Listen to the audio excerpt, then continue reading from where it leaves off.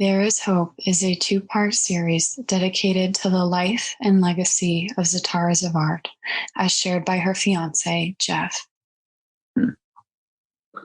Hello, my name is Jeff Applegate from Boston, Massachusetts, and I'm here today to talk about what it's like being with someone with epilepsy and unfortunately passed from epilepsy from the SUDEP, and talk about her life, things that she accomplished, and what a great person that she was, and what happened during, and hopefully if anyone can get some help out of this, like, that'll be great. So we had a son, Nathaniel. He'd be 5 on May 1st, and I've been looking forward to telling Zatara's story, my story, and it kind of goes one and the same. And I've been looking forward to it. And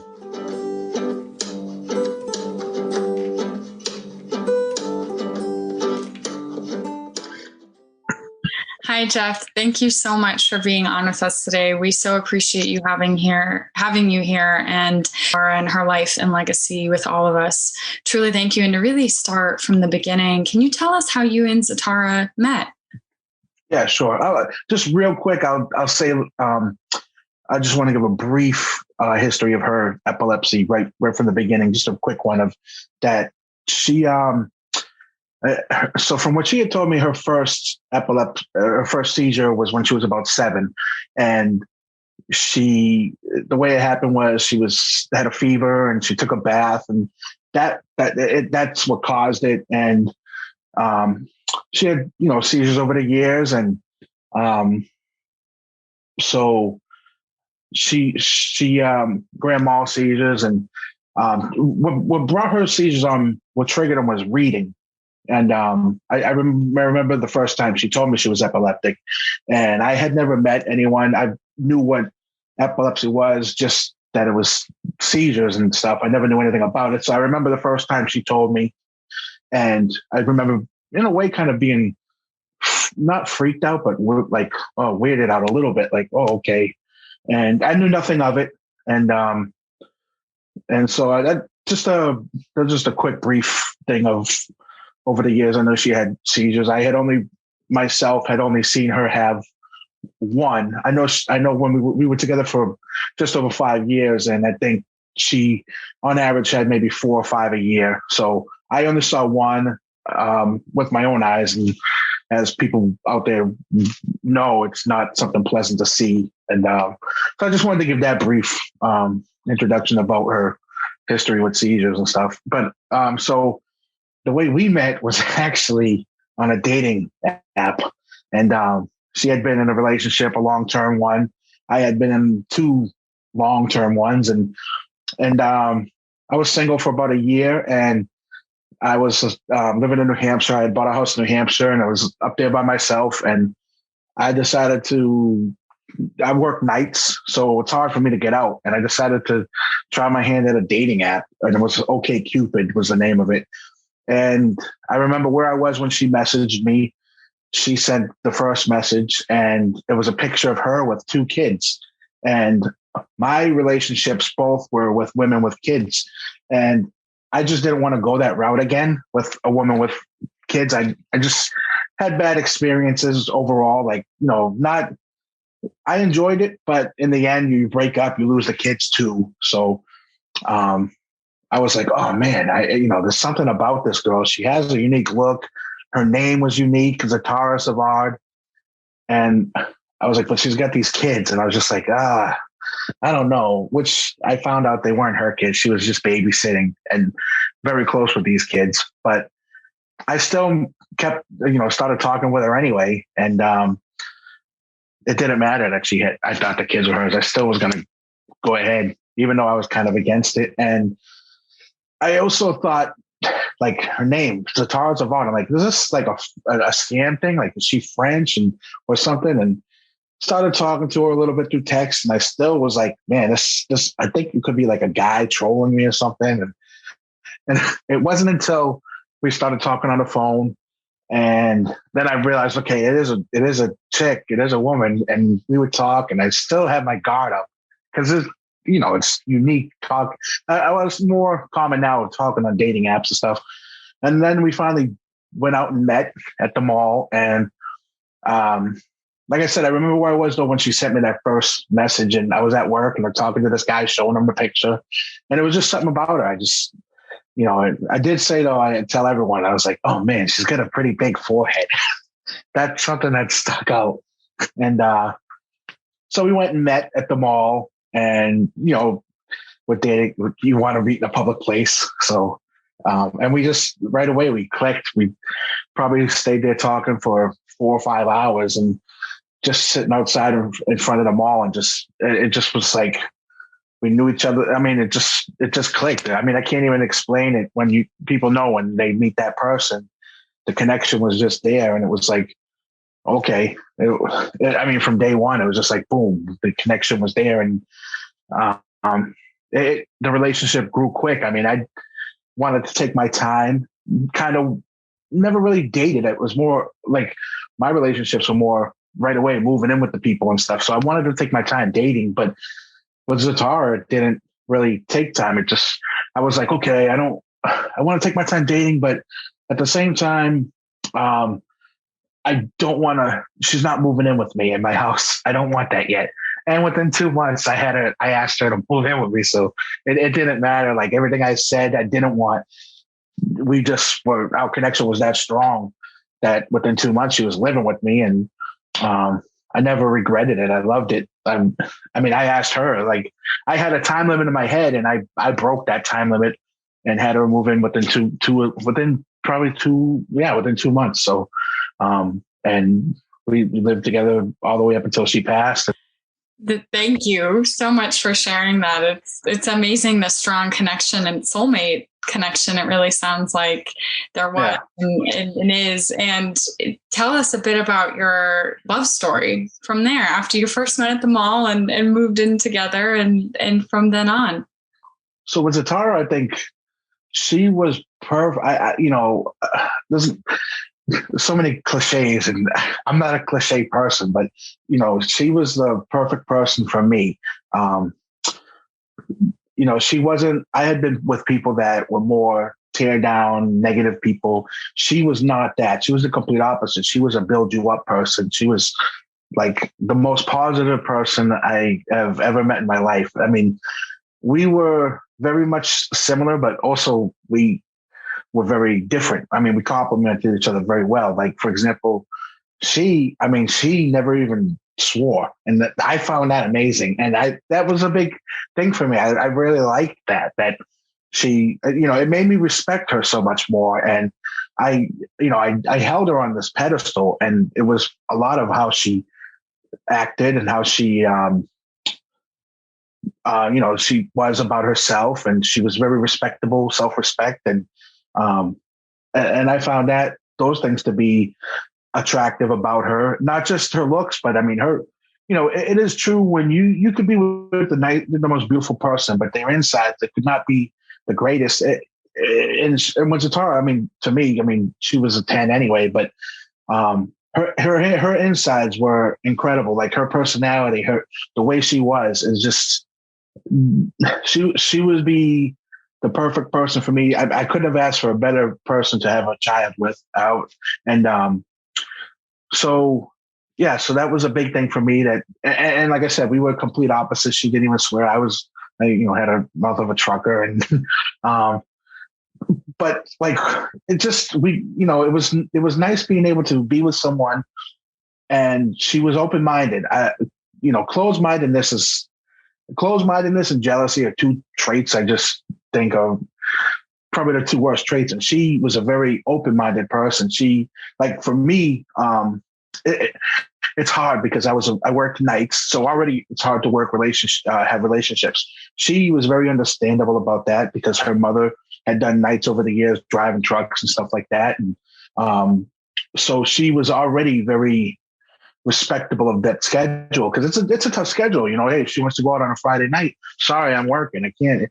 And she understood that. I mean, of course there were times where it was like, oh man, I wish you could take this night off, but she was very respectable. She knew that's what paid the bills and everything for me. And She always treated me like a man when it came to that.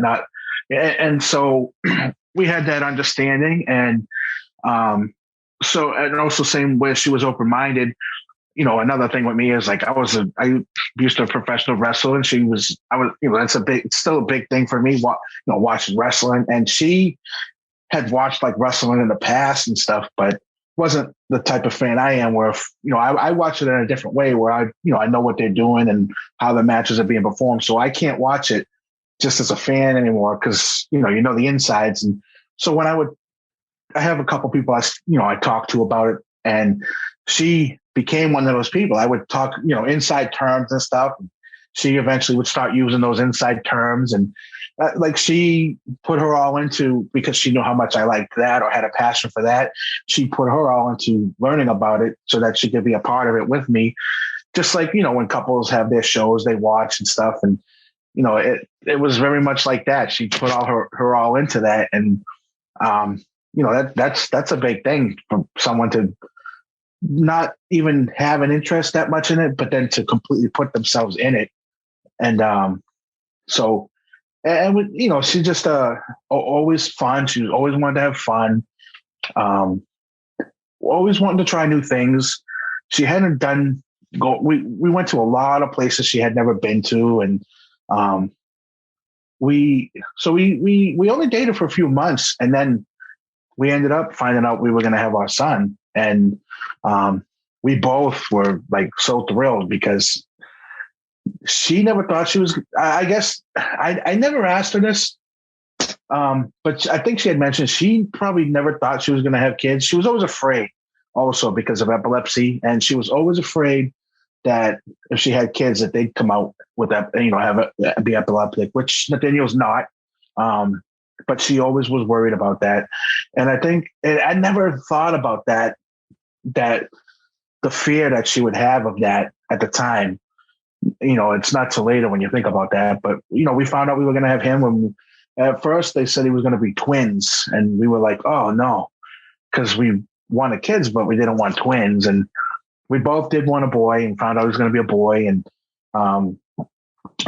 so she quickly was pregnant. So a lot of like our dating and stuff she was pregnant. So we couldn't really do that much stuff.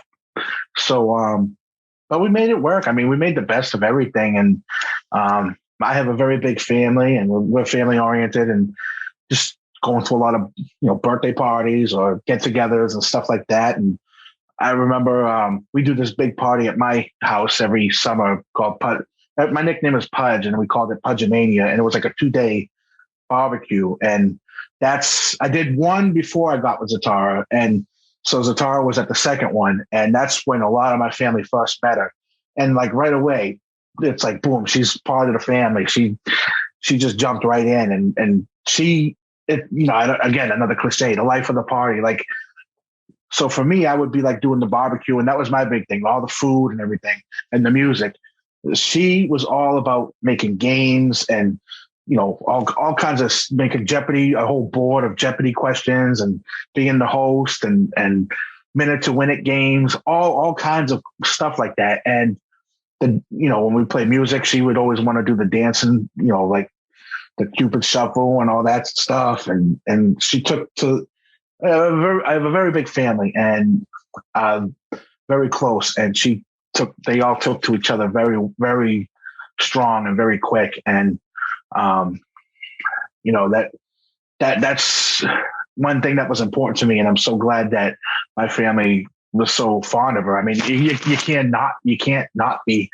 And so we would have the big parties and everything. And then when we found out about Nathaniel, like I said, we were happy. And the pregnancy, it was fun because, her big thing was that she wanted fountain drinks from McDonald's and French fries. So I'd always have to go there and get that stuff. But again, she was afraid that she would have seizures when she was pregnant, which I can't recall her ever having one. I mean, if she did, it would have been without me knowing. And I'm pretty sure she would have said something that, she might. I'm trying to just think, like, as far as what I mean is, did she have one and didn't realize it? I'm pretty sure that never happened. I don't recall her ever having one. So I guess luckily that never happened. We never had to cross that bridge there. But we had Nathaniel in Manchester. I remember I wanted him to be born in Boston, and she was like, "No, I don't want to go to Boston," and because I'm from Boston, I'm a Boston guy, but was living in New Hampshire, and we had him at I think it was CMC in Manchester, and so she wanted to take the classes, the not Lamaze classes, but like you go there, and I don't even know what they call, but you just talk to the woman, and it's kind of like what to expect, and she got me to go because she was like, okay, if we go, we get a free pack and play. And I was like, oh yeah, okay, let's go. But I also wanted to go because I knew how much she wanted to go. And I was like, all right, I want to go for her. I just never said it. And those were good times. I look back at those now, and those were good times. There was a thing like every time we would go, I'd play certain songs when we were getting close. And then it's like now when those songs come on, if my son reacts to them, she would always be like, oh, he's reacting to that because that's a song you would always play when we were going to the classes. And so then when she was pregnant, I remember when she was gonna actually have him, or went into labor, I remember I was home sleeping, and I think she was going to a birthday party, and so I got the call. She was like, "Oh yeah, I'm at the hospital. My mother's here." I was like, "Okay." And she's like, "Just go to." I was like, "You want me to come?" And she's like, "No, just sleep for work. Everything's okay." And I was like, "Okay." And then I don't know, maybe an hour or two later, her mother called, and she was like, "All right, pack up. She's having the baby tonight." And I was like, "Oh, okay." So I remember packing up a couple clothes and figuring I was going to be there for a few days. So I went to the place down the street, the sub shop. This is a funny part is I got like 4 subs, and I was like, if I'm going to be there for 4 days, I'm going to pack up some food, because there's a hotel. I always say hotel room. The hospital room she was at, it had its own. It was gigantic, and it had its own fridge. It had its own jacuzzi and everything. I was ready to go. I was like, I can't wait to get there. And so I get there, I show up with these subs and everything, and the whole room smelled like subs. And then she was mad because she couldn't go in the jacuzzi. I did though. And then yeah. So then my parents were there, and her mother showed up, and Mike, her stepdad Mike he wasn't able to get there that night. He ended up coming after Nathaniel was born, but yeah, I remember that night, and I had to wear the whole outfit to go in, and she had the forgive me, like preeclampsia, I think it was, and they induced her, and she couldn't take medicines and stuff because of her epilepsy and stuff. So, but everything went fine that night, and I remember I was in the room when Nathaniel was born, and even when when they were having her out, we're taking him out. She's, you hear in the movies how the women are always like, "I hate you." She wasn't like that. She was telling the nurses and stuff what a great guy I was and stuff like that. So it was a night to remember. And I remember just afterwards, just wanting to always do what I could for her while she was in the hospital, especially like comfort her, make sure everything was okay. And so that would, I guess you could call that like the next chapter of our life right there, was when we had Nathaniel, and we were just overjoyed, and everything, like I said, he came out fine. And I mean, he, and a spitting image of her. I mean, people say he looks like me, but I mean, he is a spitting image of her to this day. It's like almost identical. So I'm happy for that, because he looks just like her. Every time I see her, or anyone sees her, it's like looking at her. So, yeah, so I guess that was the next chapter of our life.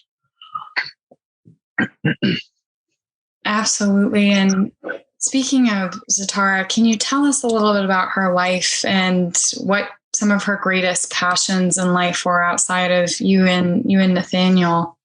Yeah. So, I mean, her number one passion obviously would have been Nathaniel. But I'll talk about him in a bit. Hairdressing is like right there for her. I mean, when I met her, she was a hairdresser. She wasn't technically a hairdresser at the time, but she had already gone to school in Massachusetts, had a license, And she had already been working and everything, but at the time she was kind of in a transition period in her life, and so she had moved back to New Hampshire and in with her mom and stepdad. And when we got together, she wasn't working at the time. I think she was doing Dunkin' Donuts, but I mean, so when we moved in, well, she got, like I said, she got pregnant pretty much right away.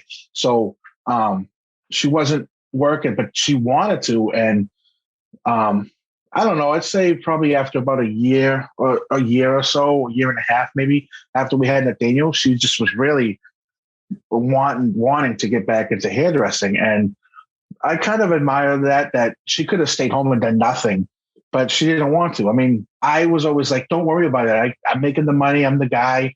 That's my job. I make enough to support us.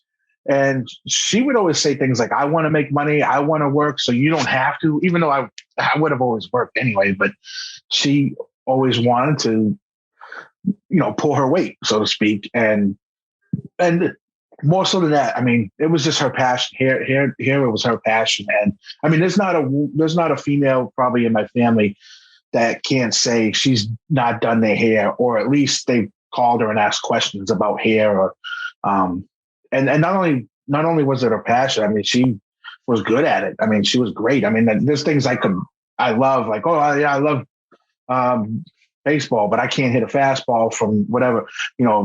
She was, I mean, her hairdressing skills were off the charts. And what's even more admirable about that is she had to go to school twice and get her license in Massachusetts and New Hampshire, because New Hampshire required her to be licensed here in New Hampshire also.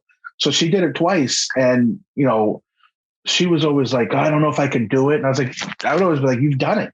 And, she would panic a lot. But I'd be like, you've done it, and she'd always worry. And, but she did it. I mean, she passed her finals she was so worried, but she passed her test with a 96%. So, I mean, that's almost perfect. So, she, just in her nature to be kind of worrisome, but, I mean, as soon as she wanted to do it, I not talking good about myself, I supported her, though. Hey, if you want to do it, I'm with you 100%. It was very hard for us, like with me working the nights. I worked nights the entire time up until this past January of 2021, but I've worked nights for 20 years. It's all I knew pretty much. And it was hard. I would get home from work probably about 8 o'clock in the morning. She'd have to be to school at 9. And, but I mean, for me, I didn't care if I only could sleep 2 hours a day, if it involved her doing what she wanted, because I wish that I had a passion for something as much as she had a passion for that. Like it was something to see, and I never would deter her from that. And I'm so glad that she went on with that. And so she did do this, she got her license, and then she went and she got her first, I mean, she didn't even think she'd get hired anywhere.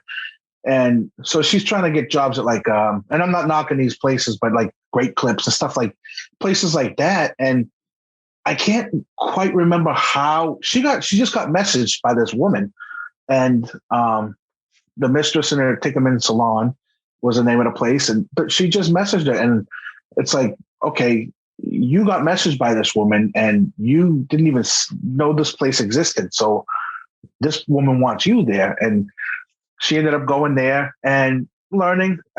Wasn't the best fit for her, not for any reason other than she was just starting out. I think she needed to start out. What she ended up doing, she did go to Supercuts, and that was a better fit for her because she didn't have her clientele or anything like that, which, I mean, I'm sure would have came, but we living in New Hampshire, we didn't know anyone at all. It was just us and my son, and my family all lived an hour south in Massachusetts. Her mom lived an hour north. So I think when she got hired, it was thought that she might have been able to bring the clientele in and stuff like that. it just wasn't a good fit for her as an individual. The place, great place and all that, just her itself didn't work out. And again, she was so disappointed. And I was like, no, I've always taken the stance of everything happens for a reason. And the Tara, it wasn't working out. It wasn't working out schedule wise for us. And, she ended up getting the job at Supercuts pretty much right away. And at first that wasn't going great as far as I don't want to knock people, but the people she was working with, they got jealous right away when she walked in. And I pretty much could tell why, because here comes this girl who they didn't, and I'm not knocking anyone, but they didn't have that passion that she had. It seemed, because I was the test guy, would go in so that she could test, they could see her work on me. So when I was in there, I could pick up on it myself. I said, it seems to them it's just a job. To Zatara, this wasn't a job. This was life. And I could sense that just walking in. So that wasn't a good fit for her. But then she ended up going to a different Supercuts in Portsmouth, New Hampshire. And the second she was there, that's when it all clicked. She met the right people, Tyler, Brooke. So everyone there was it was you're putting that puzzle together, and that's the final piece of the jigsaw puzzle. And that's what it was. And she had been looking for friends for a while that she didn't have. And she just always felt like for me, I was fine. I'm fine being a loner, and I have my family or whatever. She wanted friends, and we just didn't know anyone in New Hampshire. And we're not the type to go out to meet people and stuff like that. And when she went to Supercuts, she met these people. And like I said, Tyler and Brooke especially, they just clicked. They were close. And I'm so grateful for that. They don't know. I told them they know, but how much I care for them. I'm not a person that says, if someone's not related to me or not my family, I'm not a person that says, oh, that's my family. But those two, I consider them family of how close they were to her. They were exactly what she needed. They helped her in so many ways, learning, just being a friends and being, I guess you could call them mentors in a way. And so, yeah, her passion just runs deep. We have mannequin heads in my house. There's mannequin heads everywhere. And not now because I've sold my house and we've moved, but up until that point, we had mannequin heads everywhere. There's hairbrushes, bobby pins. I'll still find bobby pins everywhere. There's, probably the amount of hairbrushes and bobby pins. It's almost like when a dog passes 7 years ago and you find dog hair in the house still. But yeah, so there's bobby pins and all kinds of stuff. And just, all kinds of hair stuff that all the tools and stuff, hair dryer. That was one of the hard things is what am I going to do with all this stuff? I wanted to give it to these people like Tyler and Brooke and that, because they use it still. So I did keep, after, I know I'm jumping around a little bit, but after she did pass, I did want to keep some of the stuff because I wanted my son to have some, and hairbrushes and stuff. I wanted to keep some, but she just was such a big person in life and an inspirational person. People wanted to have some of her stuff, but not that anyone asked. I wanted them to have it. And so I was passing out hair dryers and things like that. Just, and people are you sure you want to give it away? I said, yes, she would want you to have it. Cause what am I going to do with it? What am I going to do with a hair dryer? I usually have a short hair, so I don't ever use it. I want you to have it. She'd want you to have it. And I think my biggest or most proudest story of her, and I don't even know if she would call this her proudest moment, but to me it is that while she was still in school, doing the whatever it was, Empire, they would. I would go in. Nathaniel would go in. She actually got to give Nathaniel his first ever haircut, which was a big thing for for all of us, I guess. But there was a woman that came in one time, and so Zatara did her hair. She came home that day, and she was crying, telling me about the story. And so I'll get to the story, but I want to say so 2 days after she did it, the woman had called the school, and the Tara was telling me this. And she's saying the only time anyone ever calls a school is to complain about maybe that someone messed up their hair or something like that. Well, this woman had called up just raving about Zatara, saying how good she made her feel, and so the teacher had told Zatara about this and told her, hey, people only call to complain. So anyway, the woman had told Zatara that she had cancer. She only had 6 months to live. And so Zatara, she's like, I just want to get a haircut so I look presentable. And Zatara was like, no, if you're telling me you only have 6 months to live, we're doing your hair. You're going with a bang. And so the woman had said, she made me completely forget about my cancer and all that stuff. And she made me feel great and made me look great and conversation and just how she made me feel. And I would tell Zatara, see, that's your gift. Your gift isn't your hairdressing skills. Your gift is putting smiles on people's faces, making them feel great. It's your hairdressing is just your tool to do that. And I don't know. I mean, I know she was humbled by that, and I know she would cry about that. But I think that it was just so emotional that she didn't talk about it often. But that was I was so proud of her, when I heard that story. And I think that's a good place to leave about her hairdressing. But it was just everything about her. I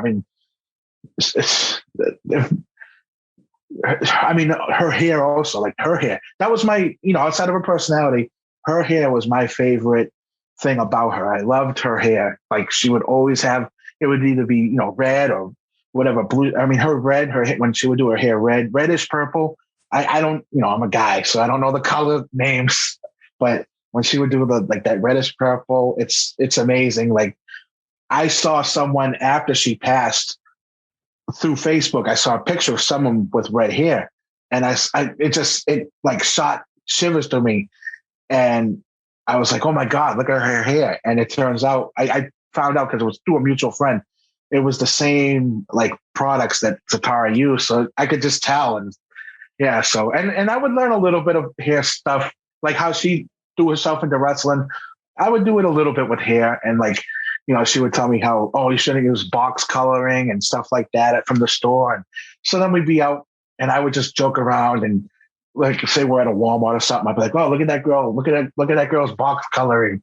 And, I don't know. And then sometimes she'd be like, yeah, you can tell. I don't know. But I would try to I did have interest. She probably threw herself more into wrestling more than I do into the hair stuff. But yeah, I guess that's a good place to talk about. Leave her what her passion was. Absolutely. Such a talented hairstylist. I think so many people who do hair have that amazing gift of empathy and hearing so many people's stories. And hair really is such an important part of people's lives, and being able to work with it and to provide so much care and love and compassion to the person whose hair you are changing or helping them honor themselves in some way is such an amazing gift to have. And kind of take us through Nathaniel and Zatara, and after Nathaniel was born, about that chapter and what that was like. Yeah, well, she was born to be a mother. We both couldn't wait to have our own kids. And, like I said, she was babysitting other kids and I was helping raise other kids. And then when we finally had our own, it was it was again, talking about that missing piece of the puzzle. And we were just such a close knit threesome as a family. We did everything together. And we brought him home. We had a special suit to bring him home in. She says she nicknamed him. I say I nicknamed him. He has a nickname, so we don't it's Nathaniel, but everyone calls him Bug because he looked just like a bug when he came. He looked just like a bug when he was a little baby. And she claims she nicknamed him. I still say I did. I don't know. I guess she can take the claim, but yeah. So it's Bug, and she would call him Baby Bug, and just I mean, I said, I mean, I couldn't have asked for a more perfect person that I would want for myself to raise my son. I mean, only again, he was only 4 when she passed, but in those 4 years, the values that she was instilling in him, and she would. It's weird because one thing she loved hairdressing, but there was one thing that she was always like, I do it because I want him to see my work ethic, and I was always like, well, number one, you're doing it because you love it, but like Zatara, he's gonna see your work ethic. I mean, you're always working. I don't know if she feared that, and but I mean, just the games that she was she had much more patience than I had, and the games that they would play and the songs they would sing, and I mean,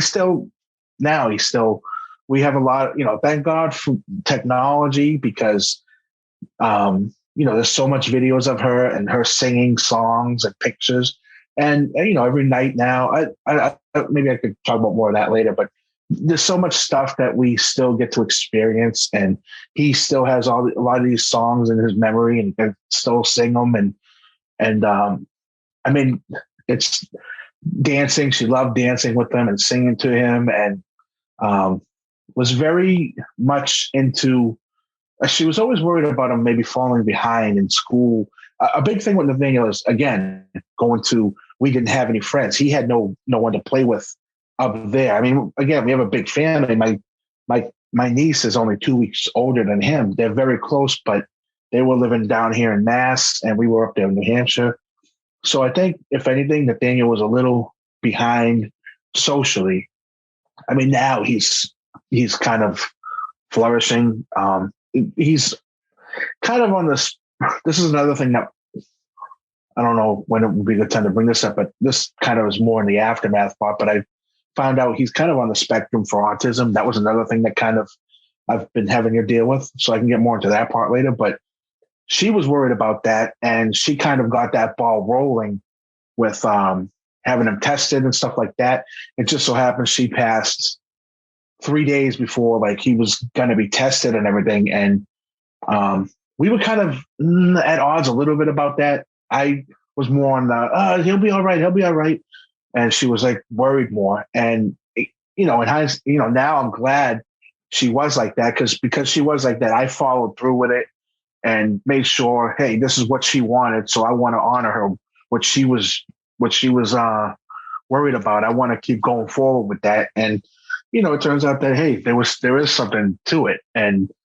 But I mean, so loving, and not even just with Nathaniel, just with everyone in general. And I mean, they had, it's sad because there's going to be so many things that, I mean, we had a Disney trip planned, and I mean, that's still going to happen, but that's one of those things. She's not going to be there. And I know that there's the cliche always too of, well, she is there. I mean, and no offense, that I know that that's said because people want to comfort you, and it's said for the right reasons. But as I mean, if I'm saying this to other people that have had to deal with this, they all know too. You get kind of tired of hearing that in a way sometimes. Like, well, she's there. It's like, yeah, I know, and she is there, but it's not the same. But so yeah, so I mean, just her being a mother was, it's hard to describe it because the best word is it was just made to be. And she was just such a great mother. I mean, she would take, always wanting to take them out, but just always so worried about him too. But that's the motherly instinct, just always worried. And like I said, she was always fearful that he would be epileptic, which he's not. One thing that we were both, well, she was more fearful of having seizures while pregnant. I was always worried of her having seizures maybe when he was like, a few months old or so, when I was going to work. Maybe she's holding him and has one. That never happened either, luckily. But that was one thing I was kind of fearful of, is seizures happening then. It's, this is kind of switching to everyone's little fears of seizures. My dad everyone seemed to have their own fearful time. My dad, Zatara's mom also was with me. Like, she was always afraid she'd have a seizure. She did have some seizures when I was at work, but not holding Nathaniel. Nothing ever happened like that. But my dad was also always fearful of her having a seizure while driving. But I don't ever remember Zatara. She was a bad driver anyway, but I don't ever remember her being afraid of that. Yeah, I was always afraid. I was fearful at times of her, like, oh God, I hope she doesn't have a seizure. Just being fearful of her having a seizure while holding Nathaniel. And like I said, luckily that never happened. To be continued.